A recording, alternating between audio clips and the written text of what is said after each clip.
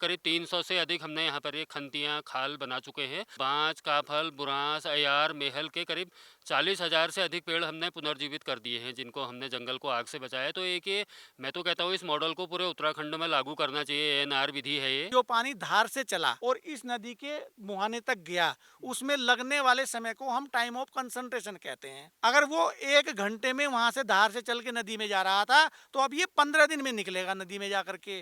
कि हमने water recharge भी किया, पौधे भी बचा लिए। उत्तराखंड में जो वन है वो अग्नि से बहुत ज़्यादा ग्रसित रहते हैं। अगर एक साल भी आग लगी तो सब ये किया धराया सब बर्बाद हो जाएगा। तो आप इसमें देखिए बिल्कुल बिल्कुल साफ किया गया है।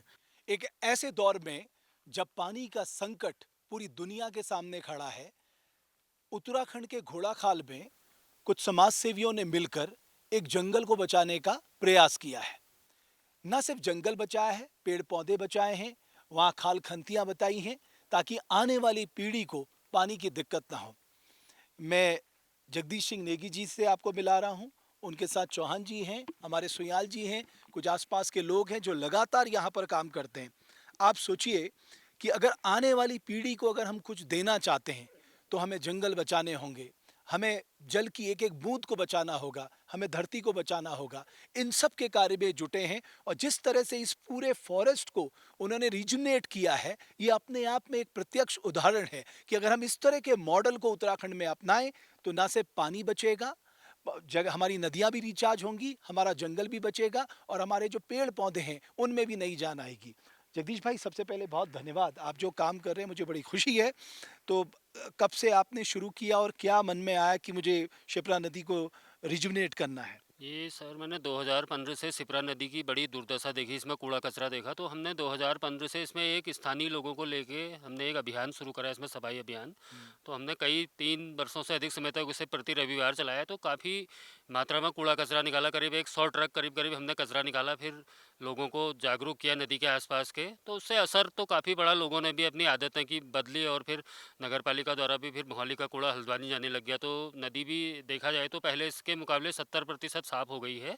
फिर उसके बाद हम 2020 में इस जंगल में आए, जो कि एक शिप्रा नदी का एक ये मुख्य रिचार्ज जोन है। यहाँ पर हमने पूर्व कृषि अधिकारी लाल सिंह चौहान जी के निर्देशन में हमने यहाँ पर जल संरक्षण का कार्य किया है। करीब 300 से अधिक हमने यहाँ पर ये खंतियाँ, खाल बना चुके हैं।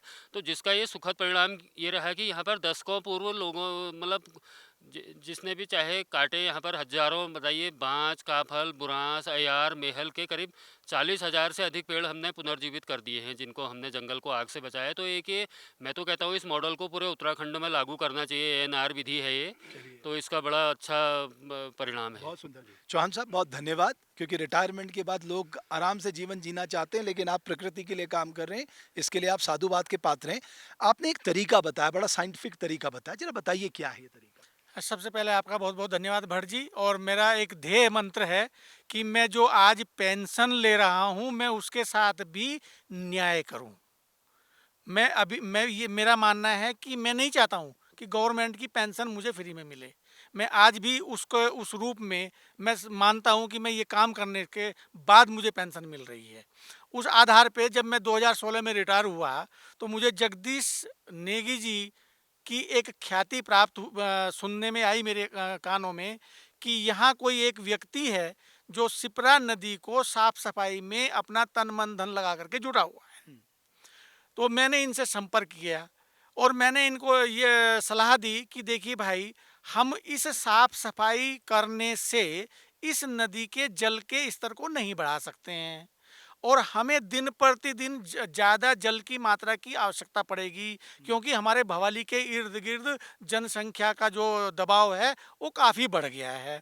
उसको जो पूर्ति आपूर्ति करने के लिए हमको निश्चित तौर पे इस शिप्रा नदी में पेयजल की मात्रा बढ़ानी पड़ेगी। बिल्कुल। और उसके लिए हमको एक सर्वे करना पड़ेगा कि ये नदी कहाँ से निकलती है, किन किन क्षेत्रों से निकलती है, क्या उन क्षेत्रों में वर्षा के पानी को रोकने की क्षमता या संभावनाएं हैं या नहीं हैं। तब हम दोनों ने मिल करके इस क्षेत्र का दौरा किया। इस क्षेत्र में देखा कि बहुत ज़्यादा संभावनाएं यहाँ हैं। तो तब हमने ये दोनों ने तय किया कि भाई, जो शिप्रा कल्याण समिति है आपके माध्यम से, जिसके कि आप जगदीश नेगी जी अध्यक्ष हैं, इनके कुछ वॉलंटियर्स हैं, उनको हमने इकट्ठा किया, उनको आह्वान किया कि भाई चलिए एक कदम भवाली वालों के लिए पेयजल की उपलब्धता के बारे में हम कुछ सोचते हैं। तो तब हमने ये तो फिर वो जर्नी यहाँ तक पहुँची। वो एक जर्नी टेक्निकल पहलू बताइए बहुत संक्षेप में कि इस मॉडल को क्यों अपनाया जा सकता है? जी हाँ, क्यों अपनाया जाना चाहिए? इसके कई कारण हैं। इसके सबसे पहले कारण ये है कि जो प्रदेश में हमारी जो बारिश होती है, वो बारिश अधिकांशतः यहाँ इस एरिये की लगभग 47% वर्षा का जल बह करके निकल जाता है। जो कि नीचे की जो फुटहिल हैं, उसमें जाकर के वो बाढ़ का रूप लेता है और वहाँ नुकसान करता है। तो अगर हम इस मॉडल को यहाँ अपनाते हैं, और पानी को यहीं तो पानी स्टोर कर को दें। यहीं का यहीं रोक लेते हैं, हुँ, तो वो इस तरह से होगा कि जैसे कि हमारे प्रत्येक घर से सैनिक जाता है और बॉर्डर पे हमारी एक फौज हो जाती है इकट्ठा। अगर हम अपने घरों में अपने सैनिक को रोक लें, तो बॉर्डर पे फौज नहीं होगी। हुँ, तो ऐसे ही ये जहाँ निकलता है, जहाँ भी ये पानी निकलता है हमारा पहाड़ से जा करके, वहाँ बहुत ज़्यादा मात्रा में तोड़-फोड़ करता है। हम अगर इन खंतियों के, तालाबों के, गड्ढों के माध्यम से इस वर्षा जल को इन सिटू मॉइस्चर कंजर्वेशन के रूप में यहीं का यहीं रोक लें, तो उसके हमको कई फ़ायदे होंगे। एक तो हमारा टाइम ऑफ कंसंट्रेशन बढ़ जाता है। टाइम ऑफ कंसंट्रेशन का मैं आपको अर्थ बता देता हूँ कि जो पानी धार से चला और इस नदी के मुहाने तक गया, उसमें लगने वाले समय को हम टाइम ऑफ कंसंट्रेशन कहते हैं। तो अगर हमने ये खंतियाँ बना दें, तो वो टाइम ऑफ कंसंट्रेशन बढ़ जाएगा। पानी तो अल्टीमेटली नदी में जाएगा, हमारे रोकने पर भी नहीं रुकेगा। लेकिन अगर वो 1 घंटे में वहाँ से धार से चल के नदी में जा रहा था, तो अब ये 15 दिन में निकलेगा नदी में जा कर के। तो हमें 1 घंटे में हम कितना पानी रोक सकते थे? वर्षा जल को। अब हमने उसको रोक दिया ग्राउंड वाटर के रूप में, तो अब हमें वो अगले 15 दिन तक पेयजल उपलब्ध कराता रहेगा। नंबर 2 चीज़, जो हमारी टॉप सोयल है, जिसको 1 सेंटीमीटर बनने में हमारे जो है लाखों साल लग जाते हैं। 1 सेंटीमीटर सोयल को बनने में हज़ारों साल लगते हैं। उसको ये पानी जब पड़ता है बारिश का और तेज़ ढलानों पे से वो मिट्टी बहती हुई ऊपरी सतह की चली जाती है नदियों के माध्यम से समुद्र में। तो वो मिट्टी भी हमारी जो यहाँ है रुक यहीं जाएगी। रुक जाएगी। और तीसरा जितने पेड़ हैं वो ये सब रिजुनेट हो जाएंगे। वो रिजनरेट हो जाएंगे, क्योंकि ये पानी जो है भूमिगत जा रहा है चलिए। और भूमिगत प्रवाह हो रहा है इसका। तो उसके टच में जो भी जड़ें आएंगी वो एक्टिवेट हो जाएंगी, जो डोरमेंसी में जड़ें पड़ी हुई हैं वो एक्टिवेट हो जाएंगी। चलिए, बहुत अच्छा। सुयाल साहब बहुत हमारे फॉरेस्ट के अधिकारी रहे हैं और अब वो रिटायर हो गए हैं जी, और जी। अब यहाँ सेवा दे रहे हैं। ये भी हाँ, बहुत ये अच्छा हाँ, लगा मुझे देख नेगी के। जी की प्रेरणा से। अच्छा, हाँ। तो क्या लग रहा है आपको कि अगर इस पे लगा जाए तो ये एक अच्छा मॉडल खड़ा हो सकता है? हाँ, मॉडल तो अभी आपने काफ़ी विस्तार से बताया, चौहान जी ने भी।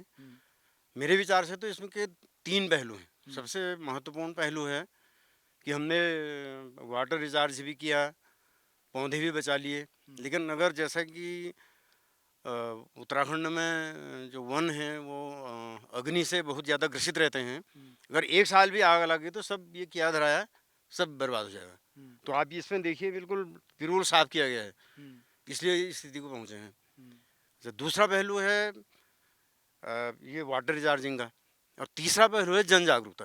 अगर हम इनको बचा भी देते हैं, अभी मैंने आपको एक कटा हुआ पौधा दिखाया आपको, तो चारे के लिए, ईंधन के लिए, मतलब बिल्कुल गैर जागरूकता के तरीके से लोग गांव वाले उनको काफ़ी नुकसान करते हैं पौधों को। तो उनको जागरूक करना। हाँ, उनको जागरूक करना है। तो ये 3 पहलू 3 आपको पहलू। इम्पोर्टेंट लग रहे हैं। एक और मैं बताना चाहता हूँ, ये हमारे बड़े शर्मा जी हैं और शर्मा जी ने बड़ी अच्छी बात की। उन्होंने कहा आज तक हमने प्रकृति से लिया, अब हम सबको उसको देना चाहिए। तो शर्मा जी ये यहाँ पर आके आप डेली आते हैं? हाँ, ऑलमोस्ट डेली। इनफैक्ट मुझे सर से बहुत मोटिवेशन मिली। ये जो इनके जो प्रयास हैं, लोग समझते हैं कि ये थोड़े मतलब हम लोग पागल हैं, लेकिन पागलपन के अंदर अगर एक सामाजिक अच्छे कॉज के लिए अच्छा पागल हैं। अच्छा अगर हम कुछ कर पाए for the society as a whole, because अगले 15-20 साल के बाद भी अगर लोगों को यहाँ पानी मिलेगा तो शायद इनके प्रयासों से मिलेगा। तो आज की डेट में जो हम छोटे स्टेप्स उठा रहे हैं, वो आगे जाने आने वाले टाइम में एक बहुत बड़ा रूप लेंगे। और मैं समझता हूँ कि शायद आप भी एक सोर्स हैं जो आज हमसे बात कर रहे हैं। तो इस हमारी आवाज़ को अगर बहुत लोग सुने और हमारे मतलब इस तरह के प्रयास, ये ज़रूरी नहीं कि हमारे साथ जुड़े, अपने क्षेत्रों में भी वो इंडिपेंडेंट लेवल पे कर सकते हैं, ताकि सोसाइटी एज अ होल को बेनिफिट हो। बिल्कुल। और भी कहीं हैं, ये देखिए। आप यहाँ क्या करते हो ब्रदर? ये जंगलों में ये कार्य कर रहे हैं यहाँ पे, हाँ। ये पेड़ों को बचाने का। हाँ। और उसके बाद जो अभी यहाँ पे बने हैं सारे, हाँ। इनके सर के साथ हम जुड़े हैं हाँ। और समाज की सेवा कर रहे हैं। सेहत भी ठीक हो गई ये बना के, हाँ, हैं? जी। आ जाओ ब्रदर।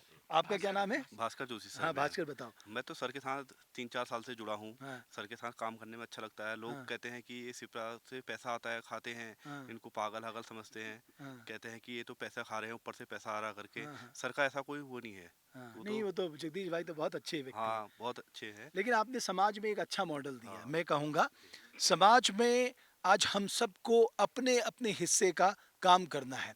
इस दुनिया में अगर कोई सच है तो ये प्रकृति है, और हम सबको पता है इस प्रकृति से ही हमारा जीवन है। ये प्रकृति जो हमें दे रही है, अब समय आ गया कि हमें भी इस प्रकृति को कुछ देना है, वो भी अपने भविष्य के लिए, अपनी जान के लिए।